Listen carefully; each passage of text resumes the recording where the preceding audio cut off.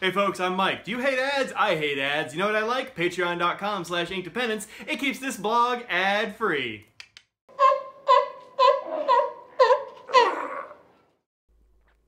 Hello folks and welcome to Inkdependence.com. Today we are looking at an ink. It comes in this bottle. You've already seen the thumbnail. You know what's coming here. This is a new ink from Papier Plume down in New Orleans, Louisiana. They formulate and make all these inks there. So these are fun local inks for the US folks. This one is called House of the Rising Sun, and it's going to be released to coincide with the Atlanta Pen Show. Now, it's not going to be an exclusive ink for the Atlanta Pen Show. It's not limited. This is part of Papier Plume's normal line. So you'll be able to get your hands on this on April 13th of 2018. So if you're watching this now, that's Friday. If you're at the Atlanta Pen Show, come see me. I'm there. So, you know, that'll be fun. This is an ink that I've actually been liking a whole lot in the pen that I've had it in. Let's take a look at what it looks like on my Rhodia paper, a bunch of other papers, some other ink samples. You know the gig. All right, so this is what it looks like on Rhodia. And it looks pretty darn good, I think. I've had this really only in one pen for any length of time, and so I only used one pen for this review. But I haven't had this ink for very long, in my defense. So the pen I used it in was this one. This is a tactile turn gist. And it has sort of a medium-ish, fine-ish nib. Again, Bock doesn't label some of their nibs, so I don't really know exactly what this is, but I'm going to go with probably medium or fine. It's definitely one of the two. And this pen actually is on the wet side, which is odd for me with some Bock nibs, but it also puts a lot of ink like in a very small space. So I tried this in a vanishing point or two, and it seems like the ink gets spread out a bit more and isn't as concentrated, and so it turns more orangey than the sort of reddish color that I'm picking up here. But this is House of the Rising Sun, and I think it looks pretty darn cool. I was actually talking to Audrey about it, and she said from her Pilot Decimo that I put it in, it looks a lot like sort of like diluted blood, and she's not a fan. So if you don't like bloody inks, this might not be one for you, but if you do like bloody inks, then this is the ink for you. Also, it does tend to get on your fingers. I've been messing with inks and nibs and stuff today, and my fingers look like a wreck, but you know, whatever, it's this blog, it'll be fine. On this Rhodia number 16 paper pad is this is an 80 grams per square meter paper. The flow on here is very even. I haven't had any hard starts or skips. I haven't had any problems with it in the vanishing points that I've had it in. So this ink flows very well, as is typical with Papier Plume inks. Sometimes these are a little bit thin and a little bit undersaturated. That's not the case with this ink. This ink is right in my zone of where I like it to be saturated. I think it's got a good balance between flow and saturation. So good job on that, Patrick and Renzo. If you meet those guys at a pen show, and they're going to more and more now, that's awesome. Stop and say hi. They are good guys to talk to. Performance on like good paper is great. So Rhodio's fine. It's been great on my wheat straw papers. It's great on Tomoe River. It's not super great on copy paper. So let's go ahead and take a look at that right quick. It is, of course, this line down here. This is a much more orange line. This is the Jungle Volcano. So you do get some like some feathers, a little bit of spreading, that kind of thing. It's nothing too bad, but it does tend to bleed through a bit more than I would prefer. So you can see the Jungle Volcano above it didn't really bleed through at all. This one you can definitely see some of it bled through. So on the 20-pound office paper that we get from Staples or whatever, this is not great, but you know, what are you going to do? That's bad paper. It's supposed to work badly. So not really a strike against it unless you're really relegated to using that kind of paper. I don't know too many people that use a bright, bloody, sunsetty red on cheap office paper. So if that's you, maybe stay away. But if it's not, go for it. Qualities, it doesn't have any sheen that I can detect. I do have a little bit of sheen here. I suppose you could call it sheen on this coloring card. This is one of the Colodex cards. And you can see a little bit of sheen over here where there's just a ton of ink. And actually, that took forever to dry.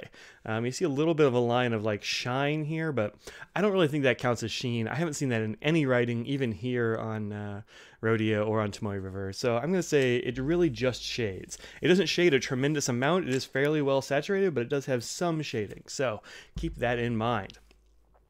As for comments, I really like this color, and this might actually be my favorite Papier Plume ink so far. Although I think when I wrote that, I was forgetting about... there's a blue they have that I was thinking about, and they've got oyster gray. Look, I don't know what my favorite inks are. Don't ask somebody to pick their favorite inks. That's mean. But I do really like this one a lot. So good saturation, good flow, very cool color. So there you go. Let's go ahead and do the water drop test.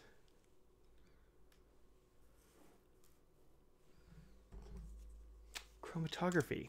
I didn't do chromatography.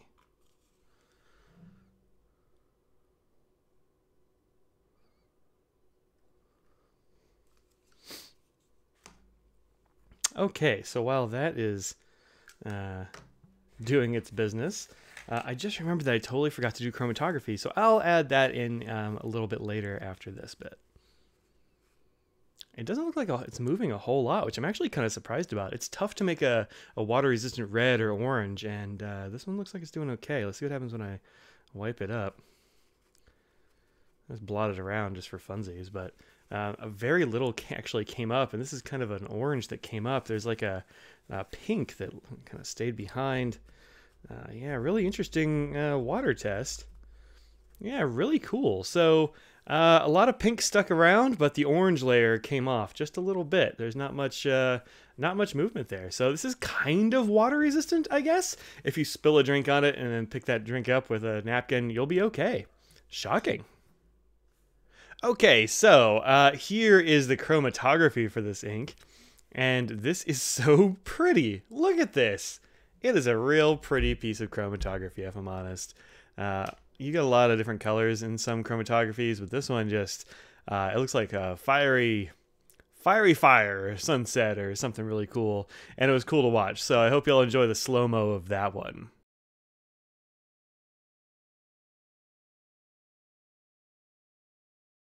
Now that we've seen the chromatography, let's go ahead and look at it on some other papers. I have it here in my currently inked Inky Fingers journal.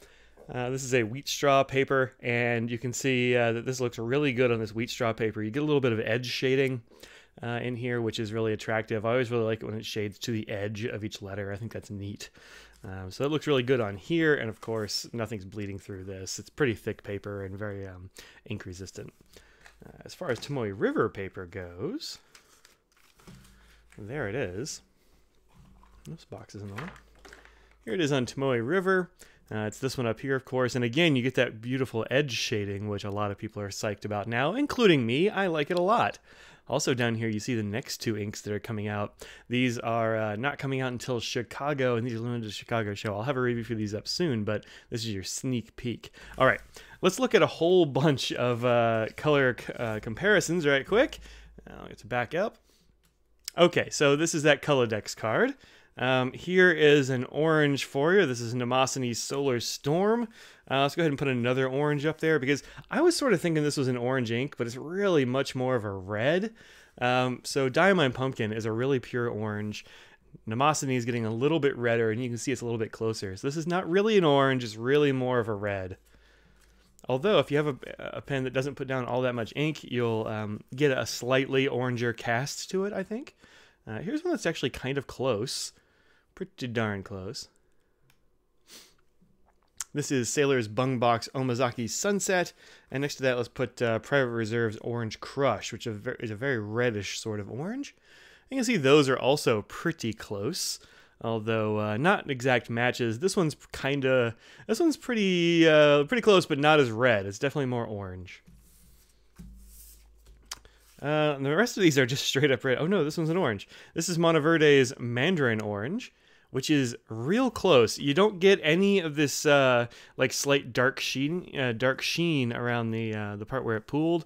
None of that from the Monteverde, but otherwise the base color seems to be pretty darn close. And then let's put this next to this one. Actually, let's go ahead and replace it. This is an ink you can't get, so I ordinarily wouldn't show it. But maybe this is why I like this ink a lot, and that's it. It looks a lot like this ink that I had custom made by this company called Tecker that was around a little while ago, and you would give them a hash code or hex code, and they would make you an ink in whatever color you wanted. And so I had one to match one of Audrey's nail polishes, this one called Piazza Cake. I can't remember who makes that one. It's probably an OPI with that name. But Piazza Cake is kind of this reddish, orangish color, and they kind of nailed it. So if you want the hash for that, for some reason, it is D5 3A 1C, and you get this beautiful color. And this is actually very close to the lighter color that you get here in House of the Rising Sun. Like this bit here and this bit here are pretty close. Then we have just a couple more reds here. This is Ackerman's Dutch Masters number 12, which is one of the Van Steen ones. And then this is Caran d'Ache Infrared. Caran d'Ache inks don't get enough of a fanfare, I think, but that's probably because they are wicked expensive. In that sense, House of the Rising Sun has it beat all hollow because these little bottles are not very expensive. But Caran d'Ache Infrared is a beautiful red, much more scarlety than House of the Rising Sun, and the Ackerman Dutch Masters is also darker and redder than House of the Rising Sun. So this is occupying an interesting color space, I think. And this is going to be we'll just call it a day. This is actually the end of the review. This is Papier Plume's House of the Rising Sun. I am Mike. Thank you to all of those of you who have decided to be patrons for helping me support this blog, keeping it going. Thank you very much to Papier Plume for sending out this bottle for review. I love getting these little bottles in the mail. The backstory on that is I'll get like a shipping notice, and then a little while later Renzo will be like, hey Mike, you might be expecting something in the mail. And that's a really fun way to find inks out, or find out about inks. So that's like the perk of running a blog. So thank you to all the parties involved in helping me keep this sucker going. I will see y'all at a pin show or online or one of my Friday chats at 4 o'clock. Hopefully I'll be able to be live from the pin show again this week. That is a lot of fun. Anyway, I will see y'all later. Peace out. Okay, now that we have seen that